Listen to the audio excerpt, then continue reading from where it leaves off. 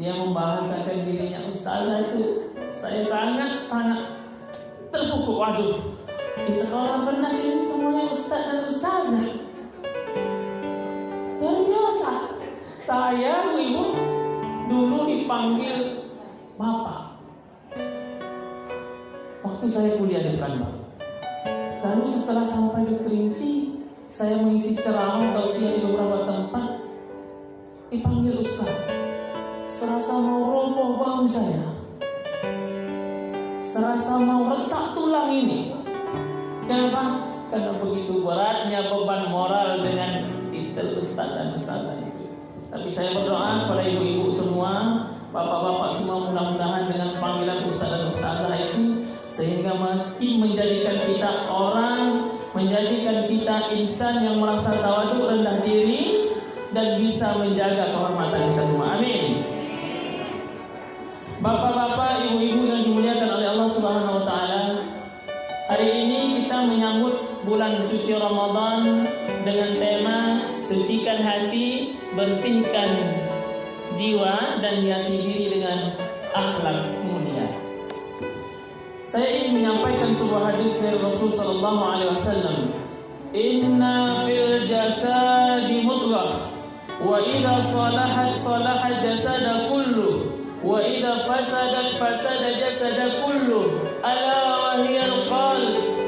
Sesungguhnya kata Rasul sallallahu alaihi wasallam, dalam diri manusia ada segumpal daging, segumpal darah. Wa idza salahat salaha jasada kullu. Kalau baik segumpal darah tadi, baiklah tingkah lakunya, baiklah tindak tanduknya, baiklah tutur bicaranya.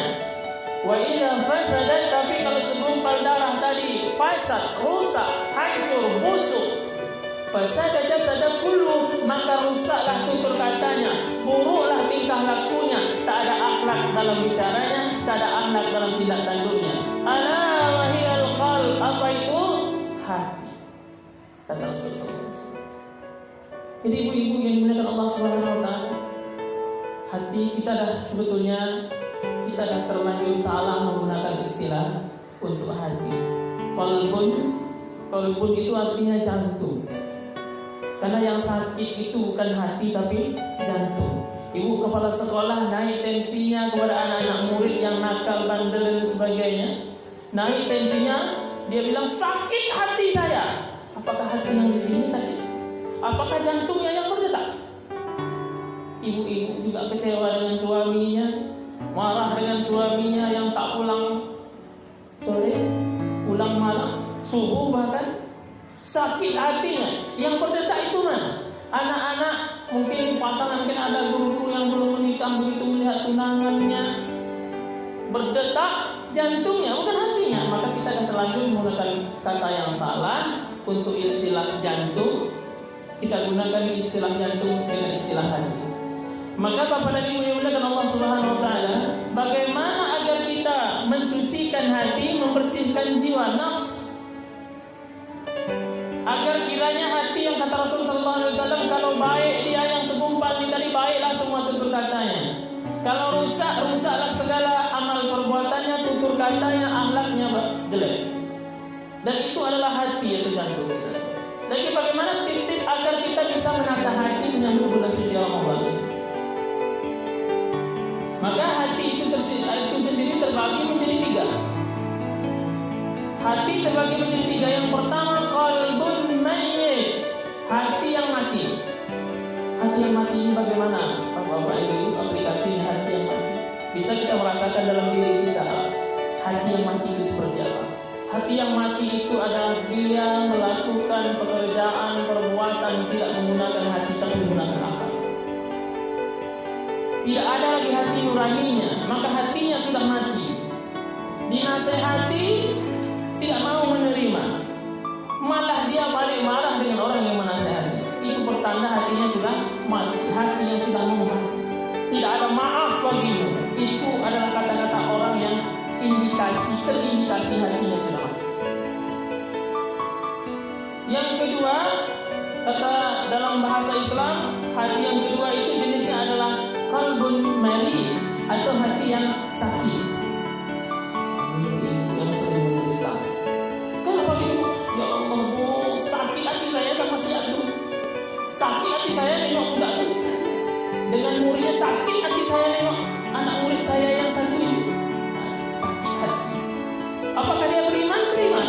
Apakah dia sholat? Sholat. Maksiat? Oke. Apakah dia puasa? Puasa. Apakah dia berjoget TikTok? Ya joget juga. Itu indikasi orang yang hatinya sakit. Maka orang yang hatinya sakit ini dinasehati mau dia, tapi kesal. Dinasehati dengan kebaikan kesal. Setelah sekian lama baru dia berpikir, oh betul juga nasihat itu. Itu orang yang terindikasi hatinya sakit. Yang terakhir, kondisi hati yang ketiga disebut dengan qalbun salim, hati yang selamat. Hati yang selamat inilah yang harus kita perjuangkan bagaimanapun caranya agar kiranya hati kita ini selamat. Isi hati yang selamat itu yang pertama keikhlasan, tawaduk, sabar. Itu isi hati yang selamat. Tidak ada orang yang hatinya lebih selamat dibandingkan dengan hatinya Rasul sallallahu alaihi wasallam. Maka ketika dia diludahi orang, apa yang dia ucapkan? Alhamdulillah. Ada ibu-ibu yang mau dimarahi anak muridnya atau dibentak anak muridnya, dia sabar. Atau justru malah naik tensinya. Maka balik lagi, kalau naik tensi kita, marah kita, lalu tidak menggunakan hati tapi menggunakan akal, maka hati kita dikategorikan sebagai hati yang mati, bukan hati yang selamat. Rasulullah pemilik qalbun salim, hati yang selamat. Ketika dia mau pergi sholat diludahi orang, tak marah, ludah. Hari berikutnya mau pergi sholat diludahi orang lagi, elap lagi. Bahkan ketika pernah suatu masa dia sujud, dilempar orang tai kerbau, tai unta, dia tak marah. Sampai satu ketika orang yang melempar dan orang yang meludah tersebut sakit, dialah orang pertama yang mengunjunginya. Ini pertanda hati Rasulullah itu adalah qalbun salim. Maka ibu-ibu, bapak-bapak yang dimuliakan Allah Subhanahu wa taala, agar kiranya hati kita suci menyambut bulan suci Ramadan, maka perlu kita isi dan kita hindari. Apa yang perlu kita isi? Belajar untuk ikhlas.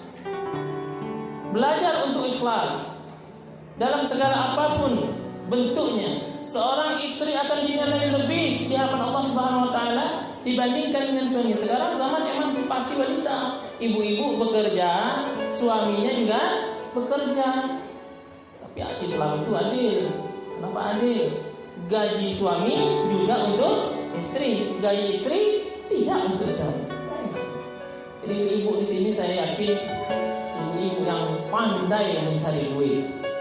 Mudah-mudahan murah rezeki semua, Bu. Amin. Istri saya dulu mengajar di pesantren Buya Karim dengan jurusan matematika. Dia guru matematika. Setelah hamil saya bilang berhentilah, karena anak tak terurus nanti. Saya bilang bisa lah, tapi kita buat kontrak. Saya mau berhenti kerja, kata dia. Tapi kita buat kontrak. Apa kontraknya? Yang pertama, setiap abang berceramah kemanapun itu, maka 50% untuk saya. Jadi saya bilang oke, tapi saya juga ada tantangan. Kalau kamu tidak mengajar, tidak masalah, tapi harus bisa mendidik anak kita jadi orang. Oke, alhamdulillah ibu bukan membanggakan diri. Begitulah istri saya berusaha memperjuangkan anak saya kelas 1 SD sekarang. Beberapa waktu lalu tampil di Ikatan Keluarga Besar Kuala Terusan. Videonya sudah ada di YouTube. InsyaAllah juga nanti tanggal 27 April masuk ke Akademi Dai Cilik nomor 4 ya di TVRI. InsyaAllah. Hasil. Lalu bagaimana saya cara mendidiknya? Istri saya dan saya bekerja sama bagaimana kami bisa mendidik siswa di sekolah, tapi kami juga tidak gagal mendidik anak kami di rumah. Alhamdulillah umur 7 tahun sudah hafal juz 30. Bagaimana triknya? Sebelum tidur bunyikan hafalan, sebelum tidur wajib hafalan. Alhamdulillah.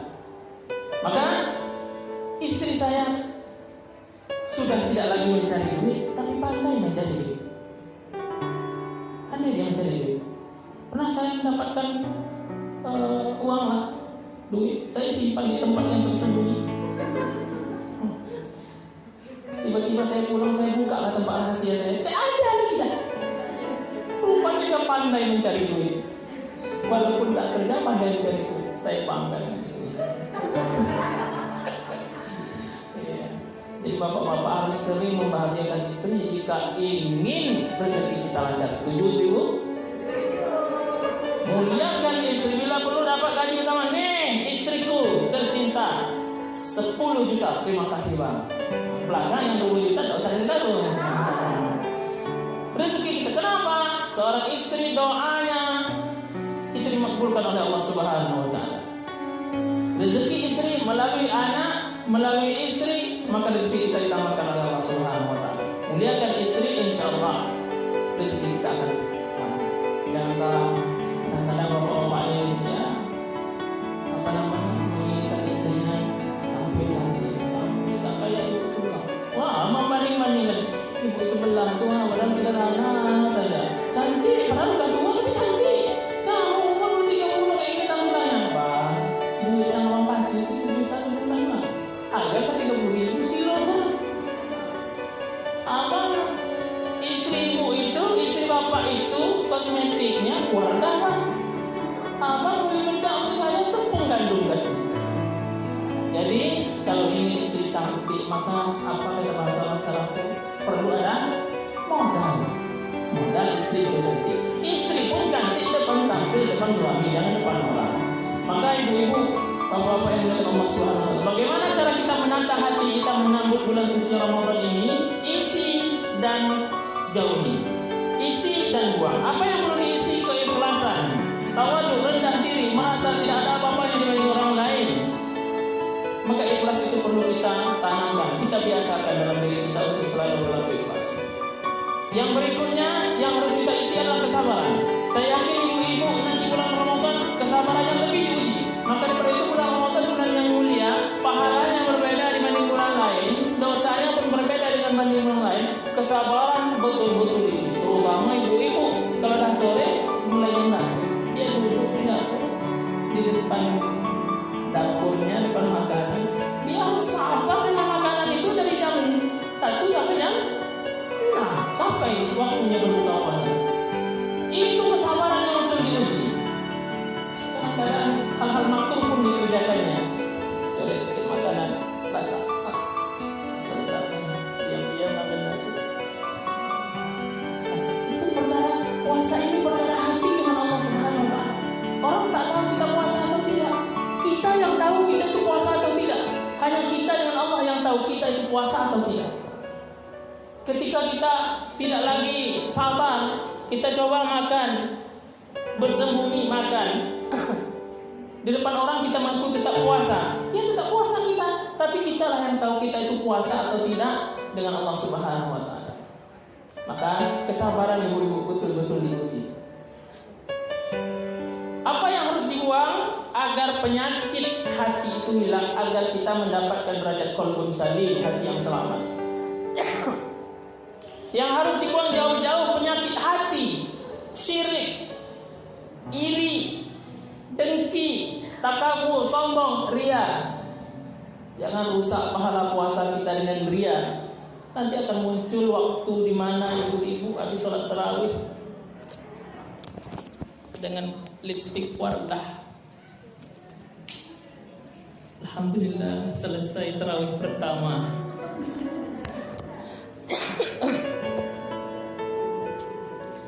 Bismillahirrahmanirrahim.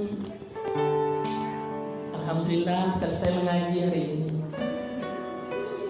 Merusak pahala puasa.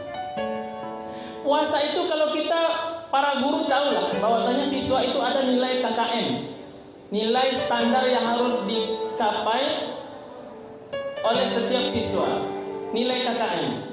Ketika ibu-ibu, bapak-bapak puasa, maka hanya baru mendapatkan nilai KKM itu. Berapa KKM puasa? Misalnya 75. Itu saja. Namun ketika kita merusak puasa kita dengan melihat yang tak baik, bapak-bapak pergi ke pasar. Makanya Nabi tak suka ke pasar.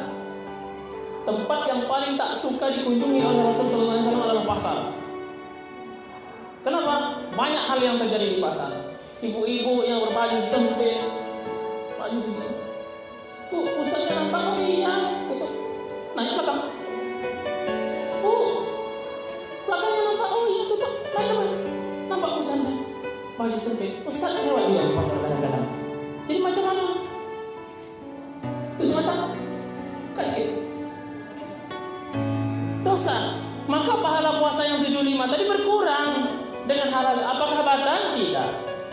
Tidak batal puasa, hanya mengurang pahala puasa yang sebetulnya tadi dapat 75, tinggal 70, tinggal 65, tinggal 50. Bahkan bisa minus. Bagaimana bisa minus itu? Kata Rasul sallallahu alaihi wasallam, "Kam min sha'imin laisa lahu min siyamihi illa al-ju'i wal 'atashi." Ada banyak di antara umatku yang puasa tapi minus, tak dapat pahala puasa, kecuali lapar dan haus saja. Siapa mereka itu? Mereka yang tidak bisa menahan hati, tak bisa menahan hawa nafsu, tak bisa menjaga pandangan. Lahum qulubun la yafqahuna biha, punya hati tak bisa merasakan. Walahum a'yunun la yubsiruna biha, punya mata tak bisa melihat. Lahum adhan la yasma'una biha, punya telinga tapi tak bisa mendengar. Apa makna ayat ini? Orang puasa tapi dia tak punya hati. Dia pergi ke pasar, belanja banyak-banyak. Ditentengnya jajanan buka puasa itu, ditenteng kemana-mana. Lalu melihatlah orang fakir, mohon maaf, fakir miskin melihat, Masya Allah banyaknya jajan ibu itu buka puasa. Kita secara tak sadar, kita tak merasakan melakukan perbuatan salah, tapi orang lain melihat kita, ibu itu tak mau ngasih saya sedikit. Usaha. Itulah Allah sebutkan lahum qulubun la yafqahuna biha. Punya hati tapi tak bisa merasakan penderitaan orang, tak bisa merasakan kesusahan orang. Punya hati tak bisa merasakan. Lahum a'yunun la yubsiruna biha, punya mata tak bisa melihat. Itu benar, itu baik, tak bisa melihat. Lahum adhan, punya telinga tak bisa mendengar mana yang baik, mana yang buruk. Ulaika kal an'am, mereka itu hewan, kata. Bal hum adall, bahkan lebih hina daripada hewan. Maka ibu-ibu kita orang berpendidikan, jangan sampai tindak tanduk kita lebih mengedepankan emosional daripada hati. Maka kita kelola hati kita menyambut bulan suci Ramadan ini. Ada kategori hati dalam menyambut Ramadan 3. Yang pertama, orang yang menyambut Ramadan itu biasa-biasa saja. Bagaimana Pak Waka menyambut Ramadan tahun ini? Dia jawab, biasa aja Ustaz. Biasa aja, biasa aja. Tak ada persiapan, tak ada persiapan. Jadi menyambut Ramadan tahun ini biasa aja, ya biasa aja. Tidak berencana ngecat rumah, untuk apa? Tidak berencana berbagi, ada biasa aja. Ini orang yang biasa saja. Hatinya menyambut Ramadan itu biasa saja. Jangan-jangan ibu-ibu di sini jangan sampai menyambut Ramadan itu dengan biasa-biasa saja. Paling tidak ada kerinduan itu. Kerinduan menyambut. Alhamdulillah. Makanya Rasulullah anjurkan kita, Allah barik lana fi Rajab wa Sya'ban wa balighna Ramadan. Itu doa yang paling disunahkan untuk dibaca di bulan Sya'ban. Kenapa? Umur rahasia Allah. Idza jaa ajaluhum la yastakhiruna sa'atan wa la yastaqdimun. Kalau dah datang waktu itu, walaupun kita merindukan Ramadan, tapi waktu itu sudah sampai, ajal sudah tiba, tak bisa. Beberapa waktu lalu, PLT kebenaran meninggal dunia, padahal dia sering berbicara dengan saya. Ustaz, Ramadan ini bagaimana program kita? Ustaz, bagaimana Ramadan ini kita bisa berdakwah lebih baik? Tapi Allah berkata lain. Maka daripada itu, umur kita adalah rahasia Allah Subhanahu wa Ta'ala. Maka jangan sampai hati kita itu biasa-biasa saja menyambut Ramadan. Kalau biasa-biasa saja berarti terindikasi hati kita sakit. Orang yang kedua menyambut Ramadan, kondisi hati yang kedua adalah kondisi hati yang gelisah, resah, gelisah menyambut Ramadan. Bagaimana Pak Wakan menyambut Ramadan dan penyesal? Bagaimana Ibu kepala sekolah menyambut Ramadan tahun ini? Anak belum bayar uang kuliah, beras dah naik, semua naik, risau dia. Ramadan datang membawa risau dan kegalauan dalam hatinya. Orang yang resah macam ini, maka ada namanya bulan Sya'ban ini dengan diistilahkan dengan istilah bulan pelampiasan. Kalau bisa minum itu sebanyak-banyaknya, makan sebanyak-banyaknya. Rasulullah suruh kita di bulan Sya'ban ini melatih diri untuk mengurangi makan, banyak puasa. Kita nak makin bulan Sya'ban semakin banyak sedekah. Makin bulan puasa semakin banyak acara makan-makan. Ini makan aja begini. Ceramah Ustaz pun takkan konsen kalau dah dibuka. Siapapun. Jadi tengok hatinya. Kalau sempat ngomongin Ustadz berarti sakit hatinya. Nah, ngomongin Ustadz lama betul ceramahnya, dia makanya dah depan ada masalah. Resah gelisah menyambut Ramadan. Ada tipe hati menyambut Ramadan yang ketiga, yaitu dia merasa rindu, merasa bahagia ketika Ramadan akan datang. Tanda orang merindukan Ramadan itu adalah ketika Ramadan datang dia senang, ketika Ramadan pergi dia menangis. Maka ibu-ibu, kalau anak-anak tingkat SD atau SMP, SMA saya belum pernah nyoba, renungan suci menyambut bulan suci Ramadan itu menangis-nangis kok. Kalau ibu-ibu, malu saya renungan suci untuk ibu-ibu. Saya menangis, ibu tak nangis, malu saya.